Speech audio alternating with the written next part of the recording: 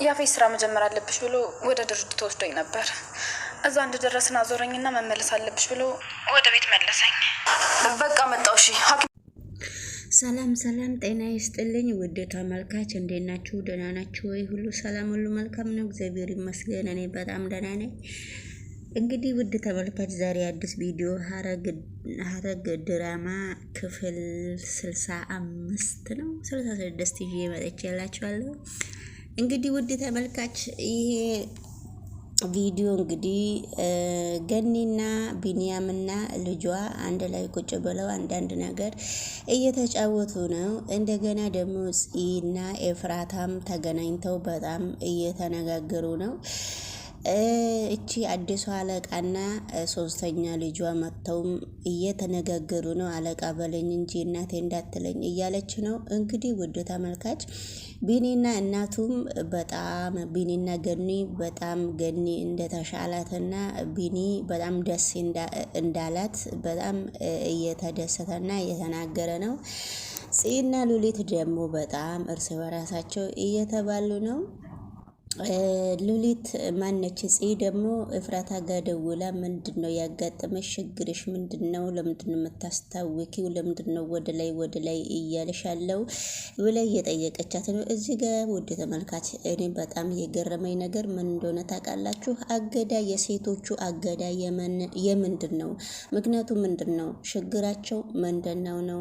ስለዚህ ይሄ አለቃ እሺ እያለ ሴቶቹን ሰብስቦ አንድ እስር ቤት ሰብስቦ አንድ እያገተ ሴቶቹን እየለበሰ በግድ እንትን ወደ ቡና ቤት አካባቢ እየወሰደ ሴቶቹ በግድ ያለ ፍላጎታቸው ከወንዶች ጋር እንደፈለጉ እንዲሆኑና የገቢ ምንጭ ብር እንዲያመጡላቸው እያደረጉ ነው።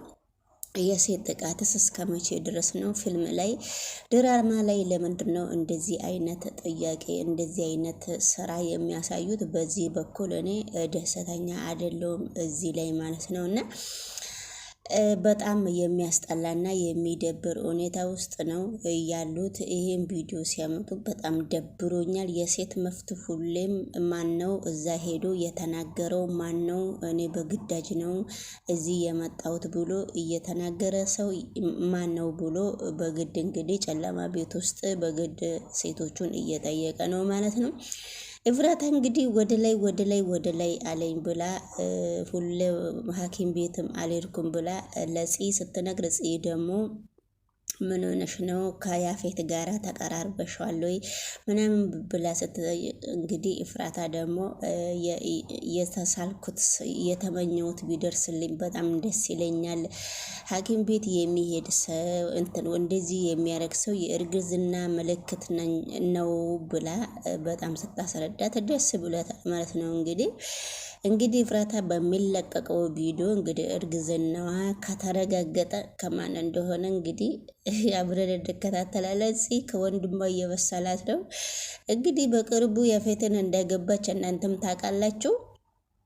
ውድ ተመልካች እንግዲህ እኛ አናቅም። እንግዲህ ያገኘነው መፈትፈት የገባንን መፈትፈት ብቻ ነውና እንግዲህ ጺም ኃይለኛ ተወና የሆነች ነው። እንግዲህ እንደዚህ ከሆነ ሁሉም የራሱን ነው የሚያለቅሰው። እንደዚህማ ከሆነ እንግዲህ እኔና ቢንያምም የሰመረ ይሆንልናል እያለች ነው። እንግዲህ ያው እቺ ደግሞ ምን እንደው አሮጊቷም እየተንቀራፈፈ ይመታለች። ገኒም እንግዲህ በመካከሉ ድራማ ሰርታለች። ሰጥ ብላ አሁን ደግሞ ተነስታለች ማለት ነው። ቢኒ ደግሞ የእሱ አስተያየት በጣም በሚገርብ ሁኔታ ከናታ ጋራም ናታም እነሱ ጋር ሲመጣ ናታና ቢንያም እንዲነጋገሩ በጣም ናታ ይፈልጋል። ቢንያም ግን ምንም ሊቀበለው አልቻለም፣ ናታን ማለት ነው። ገኒ ደግሞ እንደዚህ አትሁን። ቢንያም ደግሞ የነሱ ዝምድና የነኝም ፋሚሊ አታንሳብኝ። በቃ ማንም ሰው ስለ እነሱ ስለ ጽሆን ስለ ፍራታ ስለ ናታ ማንም ሰው እንዲያወራበት አይፈልግም እና የእነሱን ተዉት ሲል እነሱን እያልክ ብሎ ከዛ እሱ እንቅልፍ ጥሎት እንቅልፉ ዝም ብሎ ቁጭ ብሎ እየተኛ ያለ እንግዲህ ስልኩን ካነሳበት በኋላ የጽዮንን ፎቶ ፊት ለፊት ስልኩ ላይ ሲያይ እንግዲህ ያው ለምን ስልኬን ፈተሽክ ብሎ እሱ ብድግ ሲልበት አይ እንቅልፍ ጥሎህ ነበረና እነኚህ አልፈልጋችሁም እነኚህን ሰዎች ተው እንዳታነሱብኝ የምትለውን ሰዎች እነኚህ ሰዎች ይኸው ስልክህ ላይ ያለው አይደለ ሲባል አንተ ታዲያ ምን አግብቶህ ነው ብሎ ቢኒያም ወደ እንትና ተነስቶ ነበረና ገኒ ተረጋጋ ስትለው ነው ዝም ያለው። እዚህ ጋር እደግመዋለሁ እኔ እንደዚህ ሴት ልጅ ስትሰቃይ በሰለጠነ ጊዜውም ይሄ ቢሆን አልወድም። እንደዚህ አይነት ቪዲዮ ሐረግ ድራማ ላይ ባይሰሩና ስለ ፍቅርና በራሳቸው ቢተውኑ በጣም ደስ ይለኛል። ይሄ አገዳ ምናምን ነገር በግድ አስደፍሮ በግድ ብር የሚያገኙበት ምክንያት ነው የሚፈልጉት እየመሰለኝ ነው ለራሴ። እኔም ሰው ነኝና አስተያየት እንደ ሰው ልሰጥ እችላለሁና ይሄን ቪዲዮ ደጋግሜ ማየት አልፈልግም። እንደኔ ከሆነ ተመልካችም የራሳቸውን የሚፈልጉትን ኮመንት መጻፍ ይችላሉ። ግን እኔ ሐረግ ድራማ ላይ ይሄንን የሚታገት ነገር ድራማ ማየትም አልፈልግም። እነሱም እንዲሰሩና በዚህ ከፍ እንዲሉ አልፈልግም ማለት ነው። ውድ ተመልካች ይህንን ቪዲዮ እንግዲህ ውድ ተመልካች ከወደዳችሁ ላይክ እና ሼር በራሳችን ቪዲዮ እስከምንመጣ ድረስ ላይክ እና ሼር ብታደርጉ በጣም ደስ ይለኛል ማለት ነው። ላይክም ካረጋችሁ ደስ ይላል፣ ዲስላይክም ካረጋችሁ ደስ ይላል። ያለ ማየትም እኔን የምትወዱኝ የምትጠሉኝም ልትኖሩ ትችላላችሁ።